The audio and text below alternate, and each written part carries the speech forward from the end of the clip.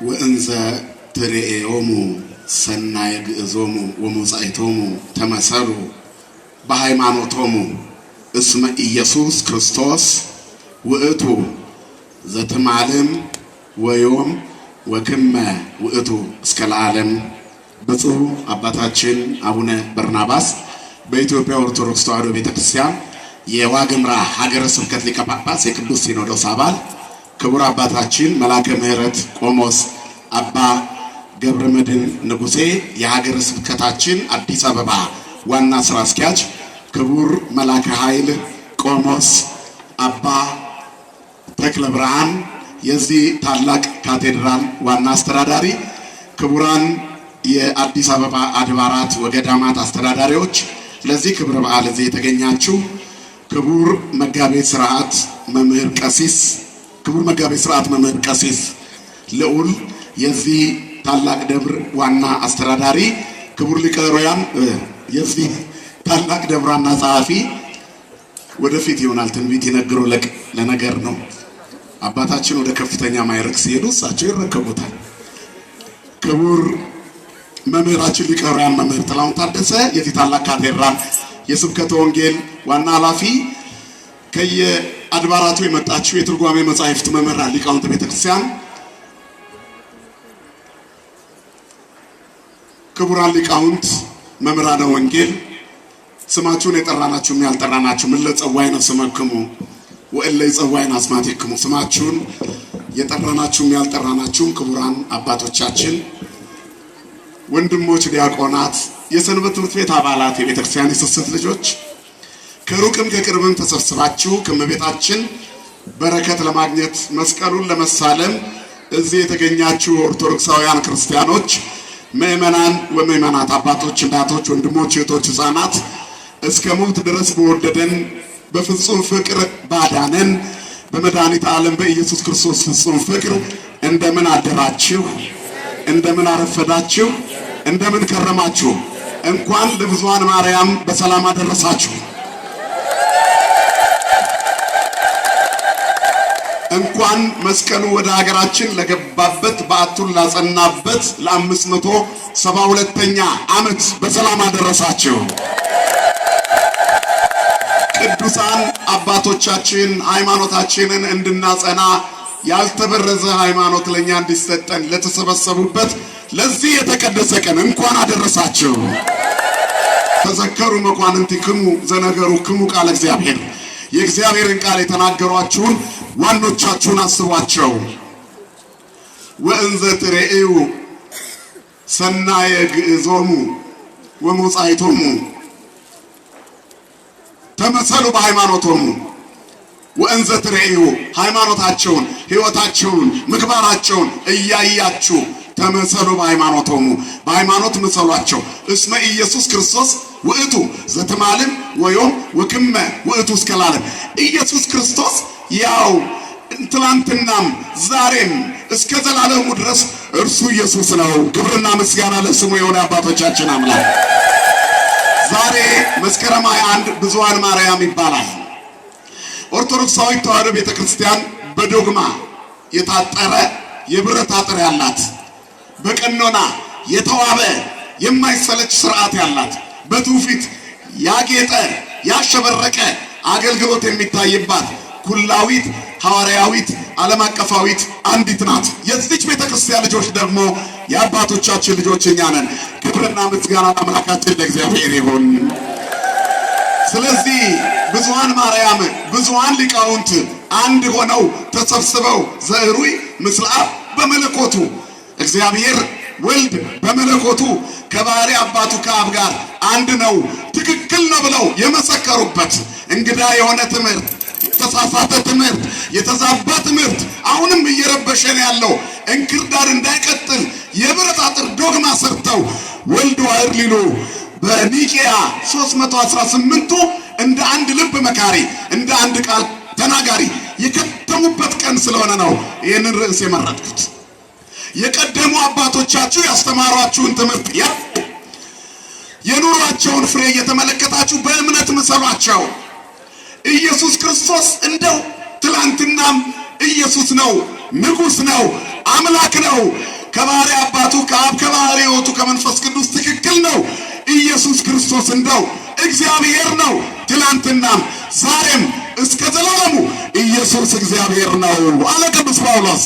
ክብርና ምስጋና ለአምላካችን ለእግዚአብሔር ይሁን። ቤተ ክርስቲያን ባስተምሯ ከሌሎች ጋር የምትተችበት ዋናው መስመር ተደብቆ ተቀምጦ ነው እንጂ ክርስቶስ ኢየሱስ ነው። የባህሪ አምላክ ነው ብላ ታምናለች። ሌሎች ደግሞ ሌላ ስም ይሰጡታል። እዚህ ጋር መጥቀስ የማይገባ መነሻችን ክርስቶስ ነው።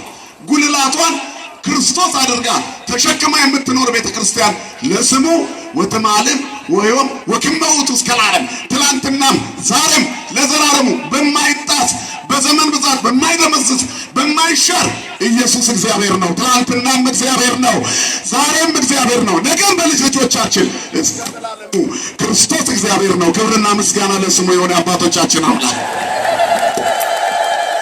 ስለዚህ ዛሬ ብዙኃን ማርያም ተብሎ ይከብራል። መስቀሉን እናከብራለን፣ እመቤታችንን እናከብራለን። መስቀሉንና እመቤታችንን ማደሪያው አድርጎ ዓለምን የቀደሰውን ጌታ ዘዕሩይ ምስለ አብ በመለኮቱ ብለን እንደ አባቶቻችን እናከብራለን። ክብርና ምስጋና ለአምላካችን ለእግዚአብሔር ይሁን። ይሄ ነው ትልቁ በዓላችን። 318 ሊቃውንት በዚህ ቀን ይጠሩ እንጂ ከ2300 በላይ ሊቃውንት በኒቂያ በ325 ዓመተ ምህረት ተሰብስበው ነበረ። ይሄ የሆነው መስቀሉ ወደ ግሸን ከመግባቱ 121 ዓመት 1121 ዓመት ቀድሞ ነው። የታሪክ ዳሰሳ ስናደርግ አባቶቻችን ወደዚያ ከመግባታቸው በፊት ወደ ስብሰባው ይዘው የገቡት እመቤታችንን ነው። ስለ ክርስቶስ ለመናገር እመቤታችን ከሌለች በምን ይገባናል? የመጀመሪያው የአዲስ ኪዳን መምህርት እመቤታችን እኮ ነች። ክርስቶስ ሁሉን አድራጊ መሆኑን እሱን የሚሰሙ ታሪካቸው እንደሚቀየር የተናገረች እሷ ናት። የመጀመሪያዋ በአዲስ ኪዳን አማኝ እመቤታችን ናት። የመጀመሪያው ሰባኪ የክርስቶስን ሥጋዌ የገለጠው ቅዱስ ገብርኤል ነው። ሰበከ ለነ ልደተ እግዚእ ወአብሰርካ ለማርያም ድንግል ወትቤላ ተፈሥሒ ኦ ምልዕተ ጸጋ እግዚአብሔር ምስሌኪ፣ እግዚአብሔር ካንቺ ጋራ ነው፣ ጸጋ የሞላብሽ ሆይ ደስ ይበልሽ ብለህ ቅዱስ ገብርኤል ወይ የጌታን ልደት ሰበክልን ይላል አባ ኤፍሬም ሶርያዊ። ክብርና ምስጋና ለአምላካችን ይሁን። የመጀመሪያው ሰባኪ ቅዱስ ገብርኤል ነው። ቅዱስ ገብርኤል የነገራትን ይኩነኒ ብላ ያመነችው የመጀመሪያው አማኝ እርሷ ናት። አባቶቻችሁን ጠይቁ የቀደሙትን ተከተሉ የሚለው ቃል ሲጀመር ከእመቤታችን ይጀምራል። በሐዲስ ኪዳን ታሪክ ውስጥ መጀመሪያ የነገረችን ክርስቶስ የጌቶች ጌታ መሆኑን እርሷ ናት። በሶስተኛው ቀን በቃና ዘገሊላ ሰርግ ነበር ብሎ የሚናገረው ቃል በምድረ በዳ ተፈትኖ በዮርዳኖስ ተጠምቆ ከወጣ በኋላ ከዮርዳኖስ መልስ 40 ቀን ተፈትኖ ዲያብሎስን ድል አድርጎ ከምድረ በዳ መልስ በሶስተኛው ቀን በቃና ዘገሊላ ተጠራ። በዚያች በገሊላ ባደገበት አውራጃ ሰርግ ነበረ። እናቱ ስትጠራ እሱም ተጠራ።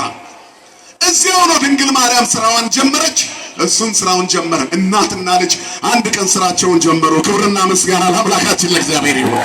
መጽሐፍ ቅዱስ የሚነግረን ይህንን ነው። የወይን ጠጅ አለቀ ይላል ሰርጉ ላይ። በሰው ጥንስስ የማይሰራ እግዚአብሔር ጋኖቹን ጠርጎ ውሃ ሊሞላ አዲስ ወይን ሊሰጠን ሕይወታችንም ሊታደስ የአዲስ ኪዳን ምልክት ነጸብራቅ ሊጀምር ድንግል መናገር ነበረባት። ወይንኬ አልቦሙ የወይን ጠጅ የላቸውም እኮ። የሰው ጭንቀት የሚገባ ርሪተ ሕሊና ርሪተ ልቡና ቀድማ የምትራራክ ንጽሕት ርሪት የሆነች እመቤት ስሟ ለዘላለም የተመሰገነ ይሁን። የአምላካችን እናት የላቸውም አለች። እስክንጠይቃት የማትጠብቅ በልጅነት መንፈስ ለእርሷ ታምነን ልጇን አምልከን ከኖርን ሳይኖረን ሲቀር የላቸውም ትላለች። እኛ እስክንጠይቃት አትጠብቅም። ርሪት ናት እናታችን። ሰውን መውደድ ልማዷ ነዋ። ዘሕገ ልማዳ ምሕረት ለኩሉ ፍጥረት፣ ለፍጥረት ሁሉ ምሕረትን መለመን ልማዷ ነው። አፍቅሮተ ሰብእ ልማዳ፣ ሰውን መውደድ ልማዷ ነው። ድንግል ማርያም እናታችን የአምላካችን እናት የፈጣሪያችን እናት ለተራበው ዓለም እንጀራን አዘጋጅታ የሰጠች የእንጀራ ቤታችን መሶበ ወርቃችን የሕይወት እንጀራ ክርስቶስ ዓለም ሁሉ በጽድቅ ጠኔ ረሃብ ሲስተቃ ስቃይ የሕይወት ውሃ የሕይወት መጠጥ የሕይወት እንጀራ ሰጠችን። ድንግል ሆይ የሚበላውን ያገኘንብሽ የሚጠጣውን ያገኘንብሽ ይላታል አባ ሕርያቆስ። ክብርና ምስጋና ለአምላካችን ይሁን። የእንጀራ ቤት ድንግል ማርያም የላቸውም ወይን አለች። ዛሬም ውሃ ለሚሸት ሕይወታችን ድንግል ማርያም ታስፈልገናለች። ድንግል ማርያምን ሳያዩ ክርስቶስን ማግኘት አይቻልም። እናቲቱን ሳያከብሩ ልጅን አመልካለሁ ማለት አይቻልም። ድራማ መስራት ይቻል ይሆናል። ማንም ልጅ ቢሆን እናቱ ላይ ምራቅ ተተፍቶ አይዞ እሷን ስደባት እኔን አክብረኛል አይልም። ፍጡር እንኳን አይደለም ፈጣሪ አባትና እናትን አክብር የሚል ትእዛዛት በሙሴ እጅ ያስቀመጠ እግዚአብሔር እናቱን ያሰድባል ማለት ለእግዚአብሔር ለባህሪው የማይስማማ የጭካኔ ቃል መስጠት ነው። ክብር ለስሙ ይሁን። እናቱን ስለሚወድ ነው ሲወለድ ያያት፣ ሲሞትም መጨረሻ ጊዜ አይኑ ያረፈው እርሷ ላይ ነው። ጌታ በተወለደ ጊዜ መጀመሪያ ያየው መልክ የእናቱን መልክ ነው። ትውልዱ ሁሉ እሱን የልጁን መልክ እንዲመስል ተስሎ የሚወጣው ከሱ የወጣው መልክ ነው። የእግዚአብሔር የሥጋዌው መልክ ድንግል ማርያም ናት። አባት የለውም በሥጋ። ለዚህ እኮ ነው አባ ሕርያቆስ በቅዳሴው በመጨረሻ ምንድን ነው የሚለው? የካህናት ማደሪያ ወዳለበት ያስገባችሁ ይላል አይደል? እናንተ የክርስቲያን ወገኖች በዚህች ዕለት እንደተሰበሰባችሁ በሰማያዊት በኢየሩሳሌም ነፃ በምታወጣ በጽዮን በደብረ ጽዮን ይሰብስባችሁ ይላል። የእሳት ድንኳን ወደ ተተከለበት ያስገባችሁ ይላል። እግዚአብሔር ለዛ ክብር ያብቃል። የተሳለ የፊቱ መልክ በዚያ ነው። ወህየ ሀሎ መልክዐ ገጹ ስሁል የልጁ መልክ የፊቱ መልክ እዛ አለ። ከማርያም የነሳው የተሳለ የፊቱ መልክ በዚያ የእሳት ድንኳን በተተከለበት በኢየሩሳሌም ሰማያዊት አለ። እኛስ የልጁን መልክ እንድንመስል ተሰርተናል። ያ መልክ ከየት መጣ? ከድንግል ማርያም ነሳው። የኛ አምላክ እግዚአብሔር የሚሳነው የሌለ አባት ከእናቱ በነሳው መልክ እኛን ሊስለን ከሷ ተወለደ ነው መልእክቱ። ስለዚህ እሷ የሌለችበት አዲስ ኪዳን የለም። ጌታም ምን አለኝ ካንቺ ጋር ባዘዝሽኝ ላላደርግ አድጓል ብለሽ ለምን ጠየቅሽኝ? ማድረግ እችላለሁ ታዘዝ ግን አለ ይበዛ ጊዜ ገና ነው አለ። ወይን ሆኖ ዓለምን የሚያጣፍጥበት ዓለም ሁሉ የሚጣፍጥበት ወይን ክርስቶስ ነው። ከባህሪ አባቱ ከአብ ከባህሪ ሕይወቱ ከመንፈስ ቅዱስ የማይለይ አብ ጉንደ ወይን ወልድ ጉንደ ወይን ወመንፈስ ቅዱስ ጉንደ ወይን ይላል አባ ሕርያቆስ። ዘቦቱ ጥዕመ ኩሉ ዓለም ሁሉ የጣፈጠበት የሕይወታችን ማጣፈጫ ክርስቶስ ኢየሱስ። ክብርና ምስጋና ለስሙ የሆነ አባቶቻችን አምላክ። ያን ጊዜ ድንግል ማርያም ዞራ የመጀመሪያውን ስብከት ሰበከች። ወኩሎ ዘይቤለክሙ ግበሩ የሚላችሁን ሁሉ አድርጉ። እሱ ሕይወት ነው። በሕይወት ልትኖሩ ተከተሉት። እሱ መድኃኒት ነው። ሕመማችሁ እንዲጠፋ ተከተሉት። ከእሱ ጋር ሁኑ። በሕይወት ምሰሉት፣ ተከተሉት። ከሱ ተማሩ፣ ከሱ በረከት አግኙ፣ ስገዱለት፣ አምልኩት። እሱ እግዚአብሔር ነው የሚላችሁን አድርጉ አለች የመጀመሪያዋ መምህርት ቤተክርስቲያን። ከዚያ ጊዜ ጀምሮ ስለ ክርስቶስ ለመስበክ ገና ከሩቅ የምትታየው መስቀሉን ተሸክማ ነው። ክርስቶስን ማወቅ አይደለም፣ መስቀሉ ከኛ ላይ ወርዶ አያውቅም። ይሄው ጉልላቷ ላይ ተሸክመዋለች። እኛም አንገታችን ላይ ይዘነው እንዞራለን። ከክፋት እንድንበታለን፣ ራሳችንን እንጠብቅበታለን፣ መንገድ እንመራበታለን። መስቀሉ የመንገዳችን መሪ፣ የሕይወታችን ፋና፣ የእንጀራ መገቢያ ማዕዳችን፣ ፍቅር የተገለጠበት ሰሌዳችን ነው። እግዚአብሔር የተመሰገነ ይሁን። ከዚህ ጊዜ ጀምሮ የእመቤታችንን ስብከት የሰሙ ሐዋርያት ክርስቶስን ከእርገት በኋላ መስበክ ጀመሩ። ሐዋርያት የሰበኩትን ከዚያ በኋላ ሊቃውንት ተከራክረው ድል አድርገው መናፍቃን የረቱለትን ኢየሱስ ክርስቶስን የሰበኳችሁን እየሰማችሁ ተከተሏቸው እነርሱን መምህራኖቻችሁ ያሉትን። ድንግል ማርያም ቅዱስ ገብርኤልን ይኩነኒ ብላ እንደሰማች እነርሱ ደግሞ እርሷን ሰምተው በእርሱ እንዳመኑ በቃና ዘገሊላ የመጀመሪያውን ተአምር አደረገ። ወአምኑ ቦቱ አርዳኢሁ ነው። ደቀ መዛሙርቱ በእርሱ አመኑ። እርሱ ተአምራት አድራጊ፣ ብቻውን ተአምር የሚሰራ እርሱ ባዶውን ጋን ውሃ ሙሉ ብሎ ወይን አድርጎ የሚቀይር ስሙ ሁሉን የሚለውጥ ስድስቱ ማየ መሳብክት ኢኮነ ወይነ ዘእንበለ ስመ እግዚእነ ኢየሱስ ክርስቶስ። ስድስቱ የድንጋይ ጋር ውሃ ያለ ስሙ አልተለወጠም። ስሙ ታሪክ ይቀይራል። የኛ ጌታ መድኃኔዓለም ክብርና ምስጋና ይድረሰው። ይህንን ነው ድንግል ማርያም ያለችው። ሰማይና ምድር የጸናው በዚህ ስም ነው። ሰማይ ወምድር ይጸና ዘእንበለ ስመ እግዚእነ ኢየሱስ ክርስቶስ። ያለ ክርስቶስ ሰማይና ምድር አልጸናም። አያት ስመ እግዚእነ ኢየሱስ ክርስቶስ እሰይ ይጥም እማሮ ሶከር ይላል። ከማርና ከስኳር የበለጠ የሚጣፍጥ ስም ነው ኢየሱስ ክርስቶስ የሚለው ስም። እንደኛ የሚያከብረው የለም። ማርሰ ወሰው ከረሰ ወሰው በይበልው ይጸግቡ ስመ እግዚእነ ኢየሱስ ክርስቶስ ይጸገብ። ማርና ስኳር ተበልቶ ይጠገባል፣ ስሙ አይጠገብም። መድኃኒት ስሙን ተሸክማ መከራውን እየጣሰች ዘመን እየተሻገረች ጉልላቷ እያንጸባረቀ ተዋህዶ ትኖራለች። ወልድ ዋህድ እያለች የአባቶቿን መንገድ ተከትላ ተዋህዶ ትቀጥላለች። ክብርና ምስጋና ለአምላካችን ይሁን። ይህንን ተከተሉ። ወንዘ ትሬዮሙ ሰናየ ግዕዞሙ ወንዘ ትሬዩ ሰናየ ግዕዞሙ ወሞጻይቶሙ ተመሰሉ በሃይማኖቶሙ። እያያችሁ ተከተሏቸው። ክርስቶስ ኢየሱስ እንደው ትናንትና ዛሬም እስከ ዘላለሙ ያው ነው። የማይለወጥ አምላክ አለን። ባልንጀራ የማናደርገው በመካከላችን ስለተመላለሰ የማንንቀው በመስቀሉ ላይ ከፍ ብሎ እጆቹን ዘርግቶ ዓለምን ያዳነ መስቀሉ ላይ ሳለ እናቱን ያረሳ ለኛ እናት አርጎ የሰጠ አንድም ቀን ያልዘነጋ ለዓይን ቅጽበት ዓይኖቹን ከኛ ላይ የማይነቅል እርሱ ክርስቶስ ነው። ትላንትናም ዛሬም እስከ ዘላለሙ የአባቶቻችን አምላክ ነው። በቃና ዘገሊላ ባዶውን ሙሉ ያደረገ እርሱ ነው። በሐዋርያት ዘመን ስለሱ መከራ ሲቀበሉ ኃይል የሆናቸው እርሱ ነው። እነ ቅዱስ ጊዮርጊስ ሲታረዱ እየመጣ ጽኑ ሲላቸው የነበረው ክርስቶስ ነው። ትላንትናም ዛሬም እስከ ዘላለሙ ሕያው ነው። ስለተገረፈ ስለተራቆተ ምራቅ ስለተተፋበት አልተዋረደም፣ ዝቅ አላለም። ራሱ ስለኛ ከክብር ወረደ። ማንም ምራቅ ተፍቶበት አያዋርደውም። እሱን ብቻ አይደለም ደቀ መዛሙርቱንም ምራቅ ተፍቶ የሚያዋርዳቸው የለም። ድንግል ማርያምንም ክፉ ተናግሮ ምራቅ ተፍቶ የሚያዋርዳት የለም። በመገፋት ከፍ የምትል ቤተክርስቲያን ውስጥ ያለነው። ክብርና ምስጋና ለአምላካችን ለእግዚአብሔር ይሁን። ስለዚህ ይህንን ለማድረግ ሐዋርያት አባቶቻቸው የሰበኩላቸው ሰምተው ሊቃውንቱ አንድ ሰው ወልድ ፍጡር ነው ብሎ ክርስቶስን ለመካር ተነሳ። እሱም አርዮስ ይባላል። ለስም አጠራሩ ክብር ይግባውና መድኃኒት ክርስቶስን እርሱ ከአብ ያንሳል ፍጡር ነው አለ። ወዴት እየሄደ ይመስላችኋል? ከዛም እመቤታችንን የፍጡር እናት እያደረገ ለመውረድ ነው። በኒቅያ ጉባኤ ላይ የተመታው አርዮስ እኮ የእሱ ተረፎች በኋላ ሄደው መጨረሻ በጉባኤ ኤፌሶን ንስጥሮስ የሚባል ደግሞ እየተዋለደ ሰይጣን ያዋልዳል እኮ በማይጸን እየተዋረሰ እርሱ ደግሞ መጥቶ ውሃ በቦይ እንደሚያልፍ በእመቤታችን ማይጸን ኢየሱስ አለፈ እንጂ ድንግል ማርያም ቴዎቶኮስ አትባልም፣ ክርስቶቶኮስ ናት። የአምላክ እናት አትባልም፣ ወላዲተ ሰብ ነች ብሎ ተናገረ። ለአትስባት ክብር ለስሟ ይሁን። ድንግል ማርያም የእግዚአብሔር እናት ናት። የብዙኃን እመቤት ማርያምም በብዙኃን የምንለው ዝም ብለን አይደለም። ምክንያቱም መድኃኒት ወልዳ ዓለምን ከሕመም ያዳነች እርሷ ናት። ይህንን አምነው ነው የተሰበሰቡት። ሲመጡ ከ2300 በላይ ነበሩ ሊቃውንቱ። ዘዕሩይ ምስላብ በመለኮቱ ብሎ የጸኑበት ቀን ግን መስከረም 21 ቀን 318ቱ ናቸው። ለሁሉ የሞተው አንዱ ክርስቶስ ዓለምን ያዳነ መድኃኒት የተቆረሰ ሥጋው የከበረ ደሙ ለዓለም የፈሰሰው እርሱ ሕያው ነው። በአብ ቀኝ ያለው እርሱ ሕያው ነው። ከአባቱ ጋር ትክክል የሆነ እርሱ ሕያው ነው። ከሦስቱ አካል አንዱ አካል ክርስቶስ እግዚአብሔር ነው አሉ።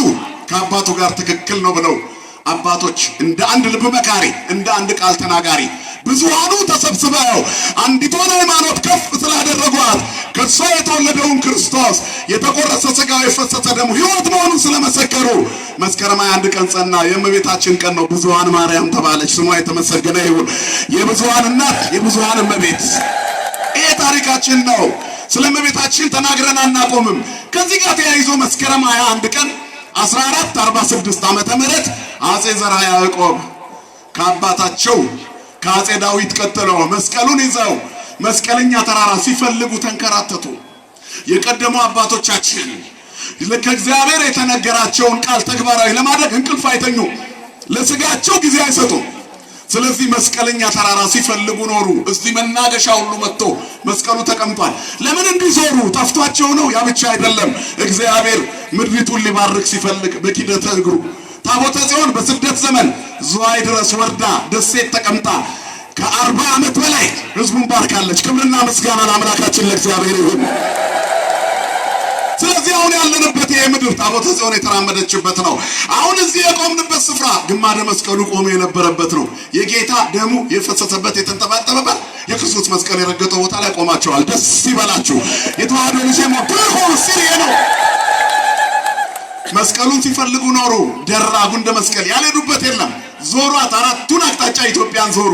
መስቀሉ ሁሉን ባረከ። በመጨረሻ መስቀለኛ ተራራ ላይ ሲደርሱ አንባ ግሸን አሁን የምናየው ግሸን ተራራ አምባሰል ተራራ ላይ የመስቀል ቅርጽ ያለው ተራራ አገኙ። ዛሬ መስከረም 21 ቀን 1446 የጌታን መስቀል እዛ ወስደው ቁጭ አደረጉት። ኢትዮጵያ ቅርስን ከበረከት ጋር ተሸክማ ያለች ሀገር ናት።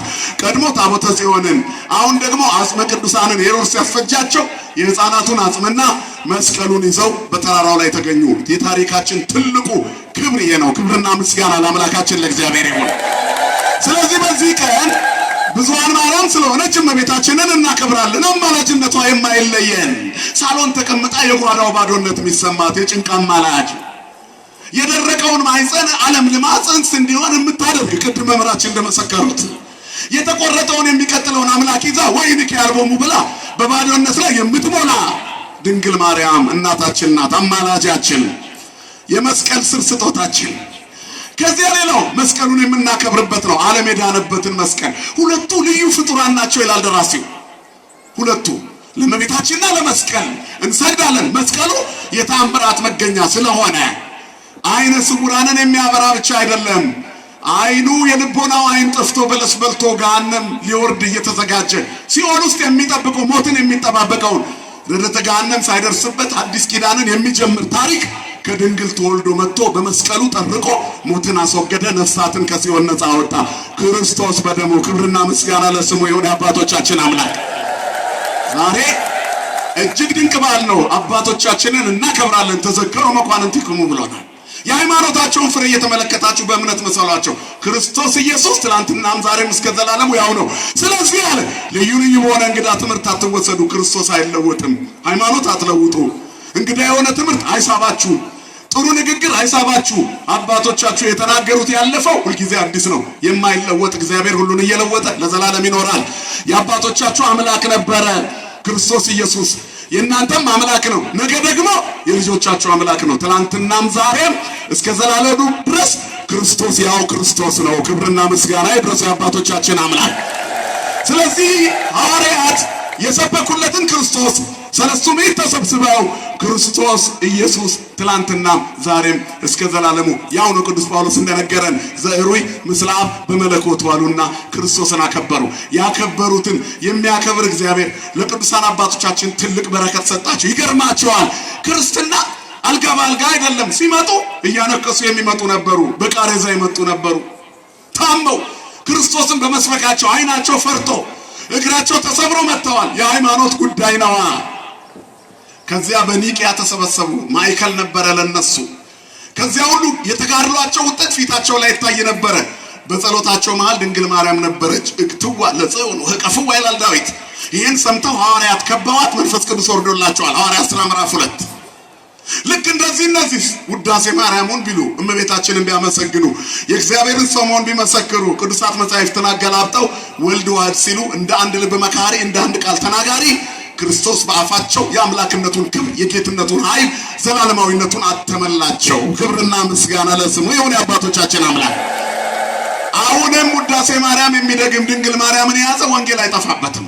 የዮሐንስ ወንጌል ምዕራፍ 19 ቁጥር 25 አንድ ቃል አለ። ወይቀውማ ሀበ መስቀሉ ለእግዚ ኢየሱስ እሙ የኢየሱስ ክርስቶስ እናቱ መስቀሉ ስር ቆማ ነበር ይላል።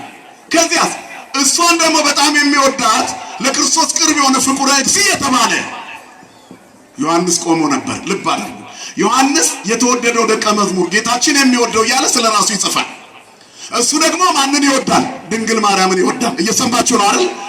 እሱን ደግሞ ማን ይወደዋል? ኢየሱስ ይወደዋል። እየሰማችሁ ነው? ዮሐንስ ማንን ይወዳል ብያችኋለሁ? እመቤታችንን በሉ። ዮሐንስ ማንን ይወዳል? የእመቤታችን ልጅ ኢየሱስ ማንን ይወደዋል? ዮሐንስን። የተወደደው ደቀ መዝሙር ነው። እመቤታችን ላይ ምራቅ ተፍቶ የኢየሱስ መሆን አይቻልም። እመቤታችንን ወዶ ግን ወደ ቤት መውሰድ ይቻላል። መጽሐፍ ሚለኔ ዮሐንስ እመቤታችንን ይወዳት ነበረ። ኢየሱስ ደግሞ እናቱን የወደደለትን ምን ይለው ነበር ይላል መጽሐፉ? ይወደው ነበረ። ስሙ የተመሰገነ ይሁን። እንወዳታለን እኛ፣ እርሱ ደግሞ እኛን ይወደናል። እናከብራታለን እኛ፣ እርሱ ደግሞ ያከብረናል።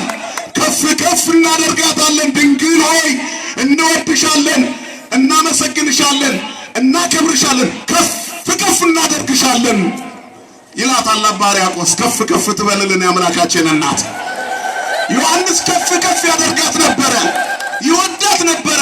ስለዚህ ገና በራስ ቅል ኮረብታ በቀራንዮ ስር በመስቀሉ ግርጌ ሐዘኗ አላልቅ ብሎ እንባዋን ጨርሳ ውስጧ ቆስሎ ቆማ አንድ ልጇ ምንም ሳያጠፋ መከራ ሲቀበል እመሙ ለሰማዕታት የሚያሰኛትን ከባድ መከራ ትቀበል ነበር ቆማ።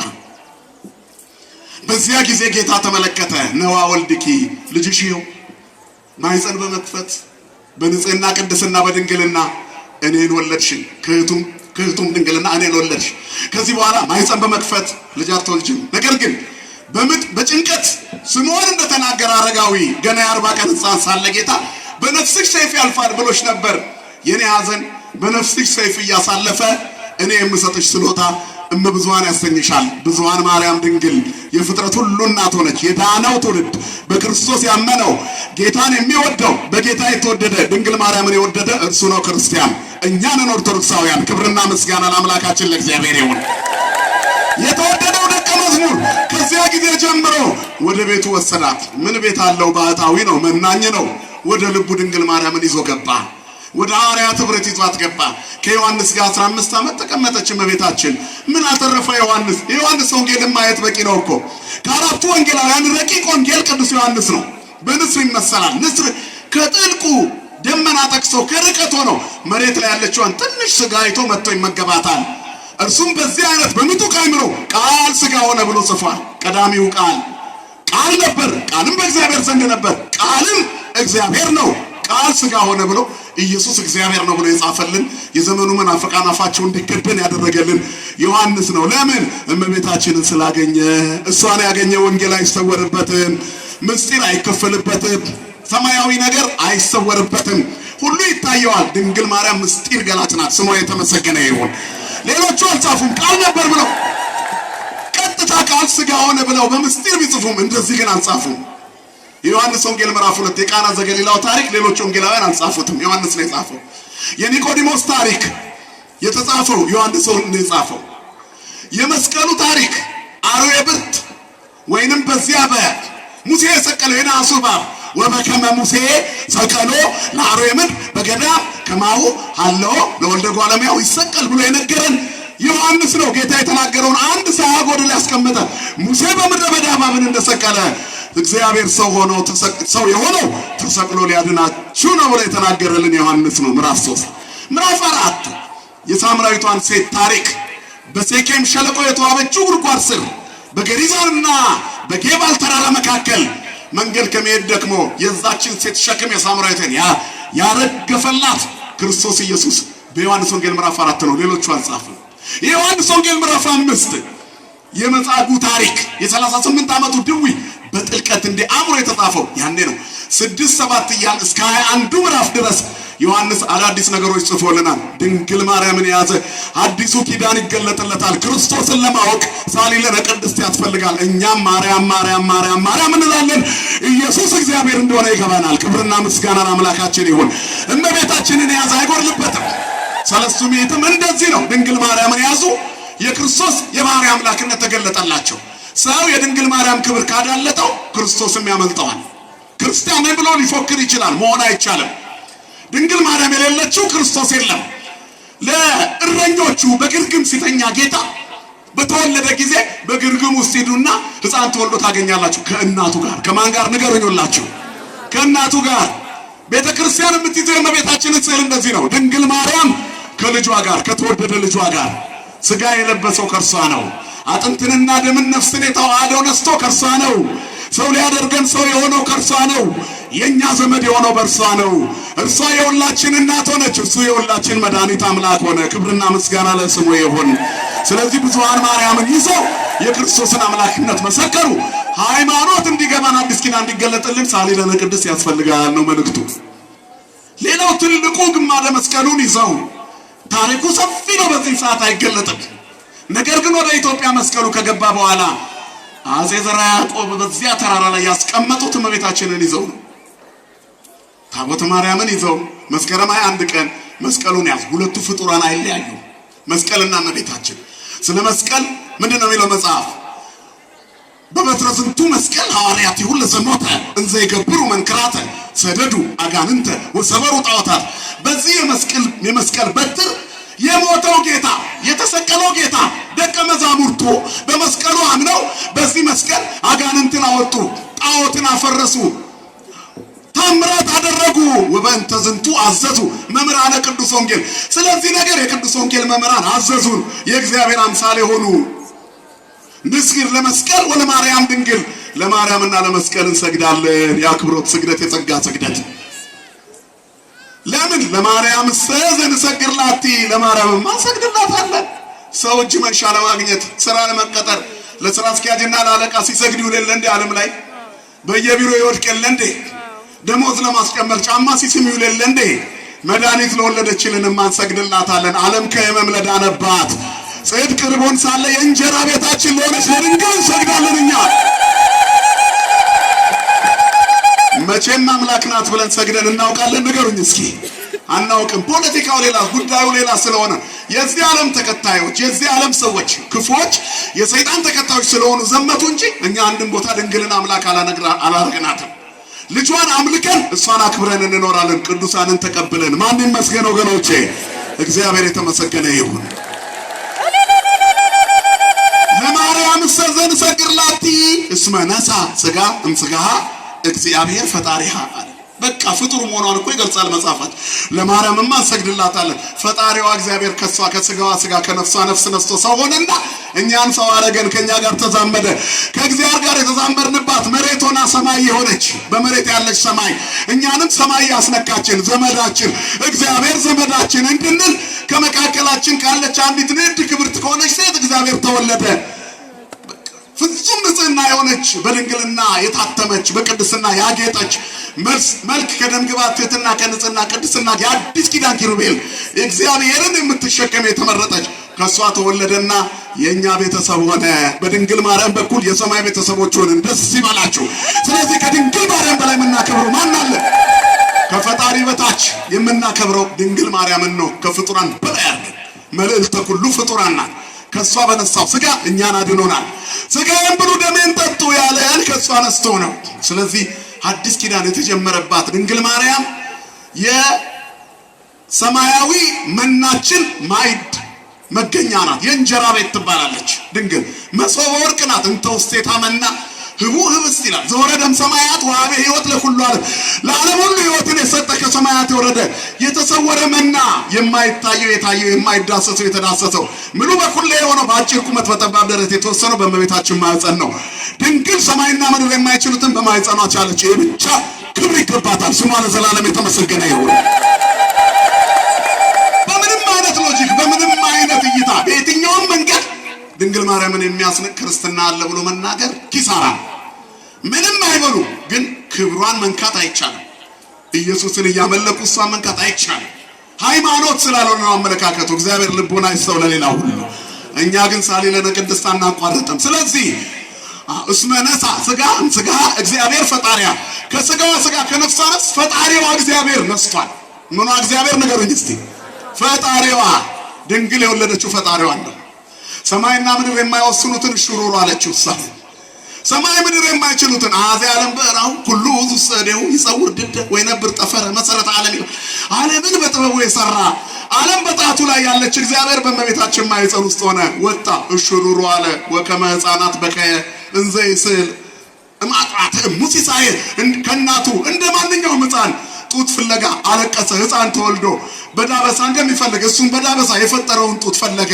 በእናቶች ጡት ውስጥ ወተት የሚያመርት እግዚአብሔር፣ ወተት እንዲገኝ የሚያደርግ እግዚአብሔር፣ ልጅነትን፣ ልምላሜን፣ ማኅፀንን፣ ቅድስናን የሰጠ እግዚአብሔር ልጅ ሲወለድ ጡት ወዲያው ወተት ያወጣል። ይህንን ተፈጥሮ አሳምሮ የሰራ እግዚአብሔር እሱ በሚወጣበት መንገድ የእናቱ ጡት ውስጥ በድንግልና ቢወለድም የድንግልና ጡት ሊጠባ ወተት አዘጋጀና ስጭኝ ብሎ አለቀሰ። እንዘ ይስዕል ማጥራት ሙሲሳዬ።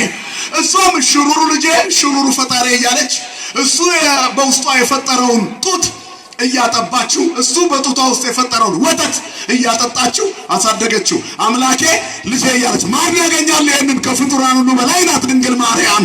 ስሟ ለዘላለም የተመሰገነ ይሁን። ማንም አያገኘውም። አንዳንድ ጊዜ እኮ ምቀኝነትም ልክ አለው። ልንደርስበት የምንችልበት ቦታ እንመቀኝ ይሆናል። ከጓደኛችን አንዱ ባለስልጣን ቢሆን ይመማኘት እንደው የተገቢ ባይሆንም እንደው ሊያስኬድ ይችላል። ምን ነው እኔና እሱ እኩያ አይደለም ለምን አላገኘሁትም ሊባል ይችላል። ሰይጣናዊ ቢሆንም እንኳን ማለት ነው። ከሰይጣናዊነት የከፋ ግን የአምላክ እናትን መገዳደር ምን ይባላል? መቼም ክርስቶስ ድጋሚ አይወለድ። የአምላክ እናትን የሚያክል ፍጥረት መቼም አይገኝም። ድንግል ማርያም ሰማይ ናት አይደለም እንዴ? ድንግል ማርያም ተመስለኪ ሰማየ እንተ አትረቂ ፀሐየ ተመስለኪ ገናይተ እንተ ፈሬኪ ስርናይ ማርያም ሆይ ሰማይ ሆነሽ ፀሐይ አወጣሽ። የማክሰኞ እርሻ ዘር ያልተዘራባት ስንዴ ያበቀለች ንጹህ ስንዴ የሕይወት እንጀራ ክርስቶስ ከድንግል ማርያም ተወለደ። ስለዚህ ለማርያም ሰግድላት ይስመነሳ ስጋን ስጋ እግዚአብሔር ፈጣሪ ኃይልና ወረከብነ ነይነ መድኃኒተ ምንያ መድኃኒት ከሷ አግኝተናልና እንሰግድላታለን። ሳሊ ለቅድስት ብለን ስሟ ለዘላለም የተመሰገነ ይሁን የአምላካችን እናት። ሁለቱ ፍጡራን የእግዚአብሔር ማደሪያ ናቸው ይላል። ቀጥሎ ምን ይላል? ለዕፀ መስቀል ከመተናገር ነገር እንስግድ ለመስቀሉ ለማርያም ድንግል ብሏል። ከላይ እንደተናገርነው እንሰግዳለን ይልና እስመ በላዕሌሁ አንጠብጠበ ደመ ቃል አማኒ በባህርየ ሥጋ ሳህነ በላዩ ላይ በባህርየ ሥጋ የታመመ የማይታመመው መለኮት በሥጋ ባህሪ ታሞ ደሙን ላዩ ላይ ያፈሰሰበት ተገርፎ ታስሮ ተጎትቶ በጅራፍ ተመቶ ምራቅ ተፈተፍቶበት አክሊለ ሦክ ደፍቶ ተቸንክሮ ደሙን አፍሶበታል። ስለዚህ እግሮቹ የወደቁበት ቦታ እንሰግዳለን። ለመስቀልም ለእመቤታችንም እንሰግዳለን። በዱር ውስጥ አገኘነው ያለው ይሄንን ነው ዳዊት። ዱር ያለው መስቀሉን ነው። ጫካ በዱር ውስጥ አገኘነው። ወደ ማደሪያዎቹ እንገባለን አለ። ወደ መስቀልና ወደ እመቤታችን እየመጣን ጌታን እናመልካለን፣ ማደሪያውን እናከብራለን። ክብርና ምስጋና ለአምላካችን ይሁን። እሱ የመረጣቸውን እናከብራለን። ከዚያ አንድ ቃል አለ ሁሌ ብናስረዳ ዓለም አልገባው ያለ ለእሉ ክሌቱ ፍጡራን ስባተ ፈጣሪ አይደለም። ለሁለቱ ፍጡራን የፈጣሪ ምስጋና ይገባቸው። ፍጡራን ብሎ የፈጣሪ ምስጋና ምን ማለት ነው? ምን ነው የእግዚአብሔር ሰላምታ ቸላልከኝ ትለዋለህ እኮ ወንድም ሳያይ ሲያልፍ ከእግዚአብሔር እኩል አድርገኝ እያልከው ነው። ፈጣሪ ያከበራቸው ክብር ይገባቸዋል። እስመ ተዓረዩ በክብሮም ሁለቱ በክብር ተስተካክለዋል። ምን ማለት ነው?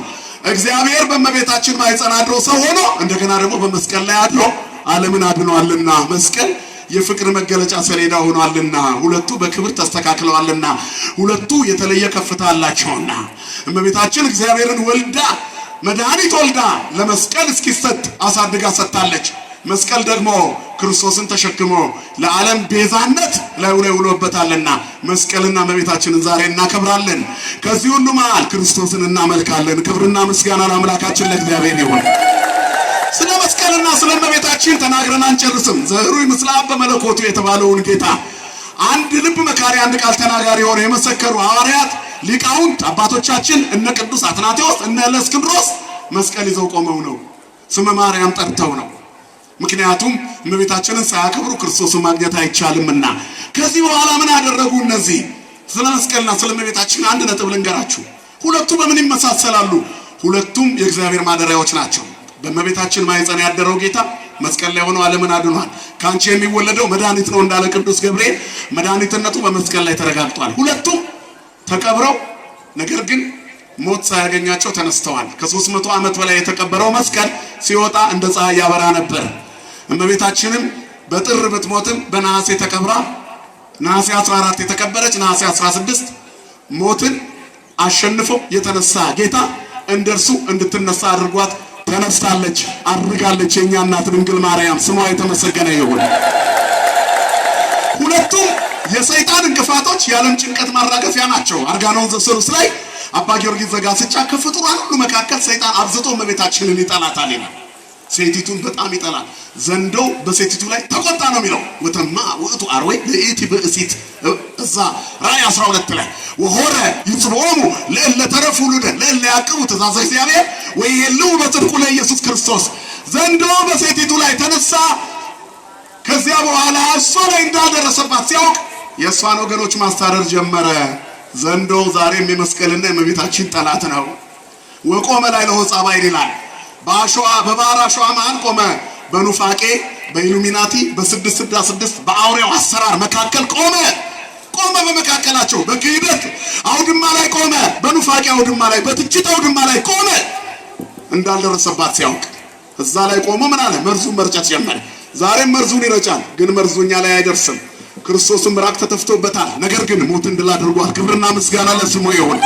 እመቤታችን ላይ ስዕሏ ላይ ምን እንኳን ቢደረግ ላመኑባት ግን የእመቤታችን ስዕል ቅድም መምህራችን እንዳሉት ጽንስ ያለመልማል፣ ሙት ያስነሳል፣ ለአልትራሳውንድና ለኤክስሬ ለኤምአርአይ የተሰወረ መድኃኒት ይገልጣል፣ በሽታ ይገልጣል፣ ነቅሎ ያስወግዳል። ድንግል ማርያም መድኃኒት ትሁነን፣ የመስቀሉ በረከት ይደርብን፣ ጭንቀታችንን ታቅልልልን። ወስብሐት ለእግዚአብሔር።